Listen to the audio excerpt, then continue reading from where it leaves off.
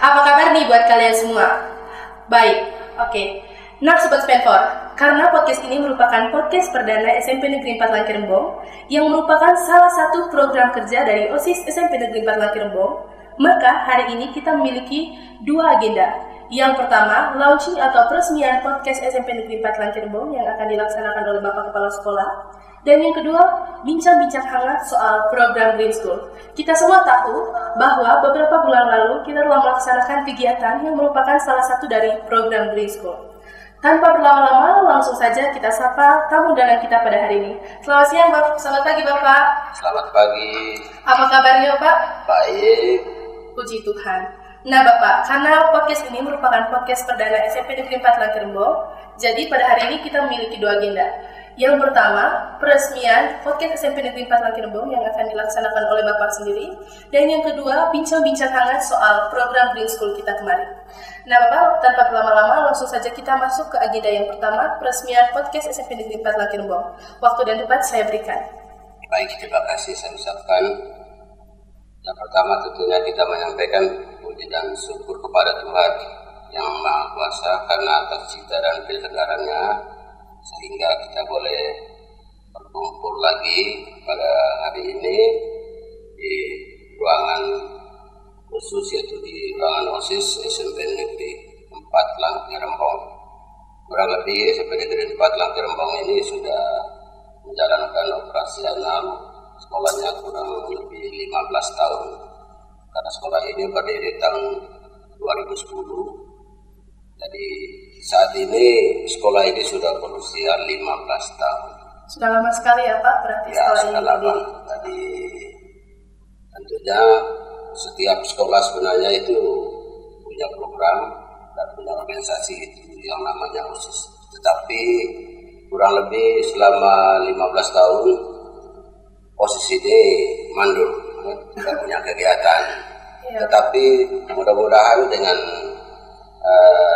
karena hari ini merupakan kegiatan perdana, bahwa OSIS ini bisa berkembang ke depan dari hari ke hari dan tahun ke tahun.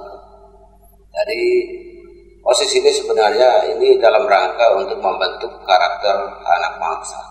Apapun program setiap sekolah itu dalam rangka pembentukan karakter anak bangsa. Jadi OSIS juga harus punya program.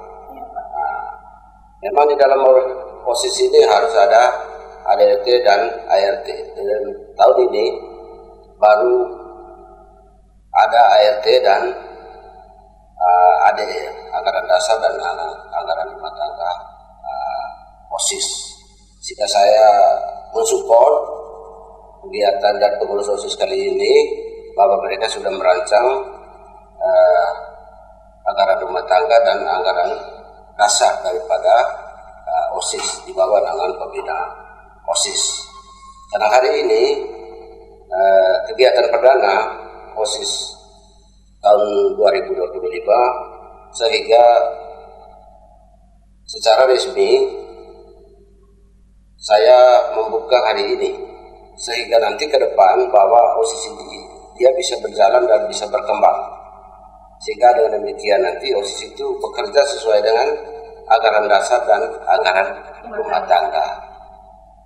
Jadi saya izin kita semua dan memohon berkat Tuhan Yang Maha Kuasa, saya membuka kegiatan podcast SMP Negeri 4 secara resmi. Terima kasih Bapak karena sudah mau meresmikan podcast SMP Negeri 4 Langkirembong. Selanjutnya kita masuk ke agenda kedua, yaitu bincang-bincang hangat soal program Green School. Izinkan saya bertanya Bapak mengenai program Green School. Yang pertama, apa sih itu Pak program Green School itu kalau boleh tahu? Program Green School ini sudah secara nasional sudah disampaikan oleh Bapak Presiden Prabowo, lalu sudah dijabarkan oleh Menteri Pendidikan juga, lalu bersama pemerintah daerah dan Dinas Pendidikan Pemuda dan Olahraga Kabupaten Manggarai bahwa semua sekolah itu wajib. Jadi program Green School ini itu sebuah program untuk memanfaatkan lahan di sekitar sekolah. Artinya sekolah itu punya program sehingga lahan-lahan kosong itu bisa dimanfaatkan.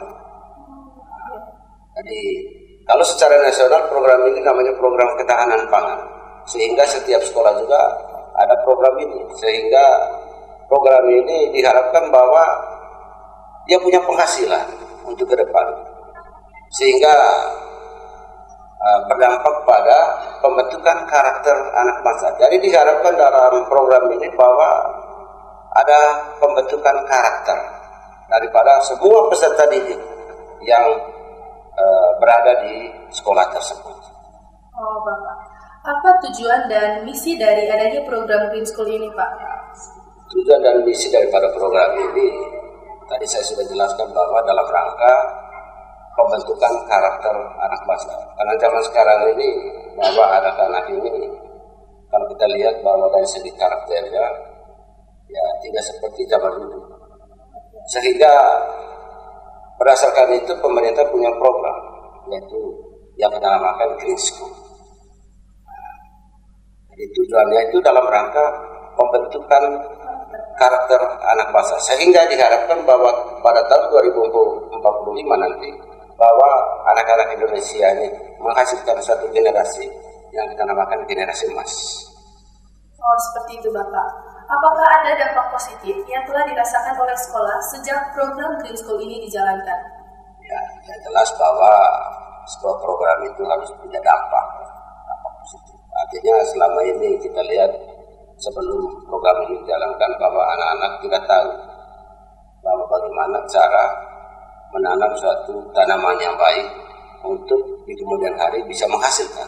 Tetapi dengan adanya program ini bahwa anak-anak bisa memahami bahwa cara pengolahan tanah, lalu pembibitan, pemupukan sampai pada hasil, sehingga tahun ini kita pun ya kita sudah laksanakan dan kita sudah mengundang Bapak Bupati beberapa waktu lalu untuk panen perdana kegiatan Green School daripada SMP Negeri 4. Dan mungkin satu sekolahnya yang ada di Manggarai ini tidak punya sekolah sendiri. Wow, luar biasa sekali ya. Dari banyaknya sekolah kami itu bisa menjadi sekolah yang bagus seperti itu.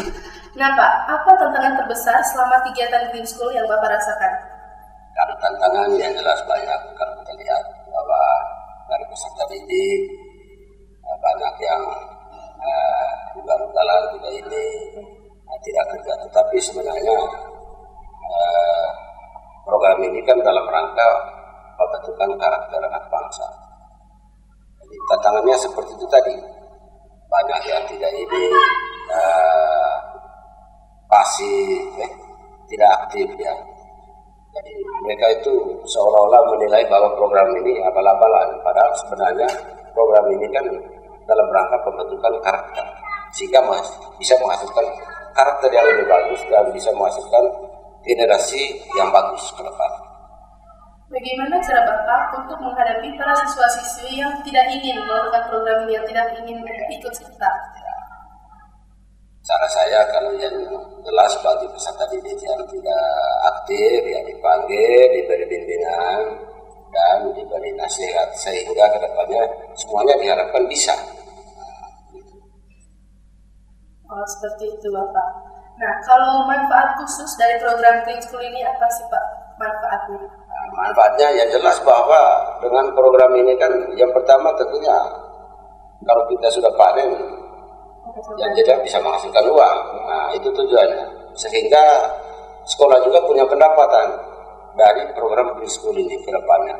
Sehingga setiap tahun itu harus kita buat program Green School ini, tetapi produknya itu kita harus sangat bervariasi ya.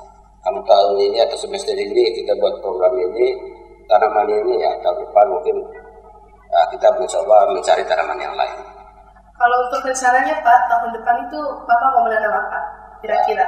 Kita diskusikan dengan teman-teman guru, seluruh staf pengajar di SMP Negeri 4 untuk mencari tanaman yang tentunya tanaman yang umurnya yang pendek sehingga dengan demikian nanti sekolah punya penghasilan. Siap. Nah teman-teman, ternyata program dari Green School itu punya banyak banget sekali manfaat ya. Nah terima kasih Bapak karena sudah mau sudah mau memenuhi undangan kami untuk datang ke podcast ini. Terima kasih juga kepada Dinas Pendidikan, Pemuda dan Olahraga melalui Bapak Kepala Sekolah dan Bapak Ibu Guru SMP Negeri 4 Langkirembong yang selalu mendukung kegiatan kami para siswa-siswi. Saya, Yohana Enrique Syenggarus, izin pamit undur diri. Terima kasih dan sampai jumpa. Bye-bye.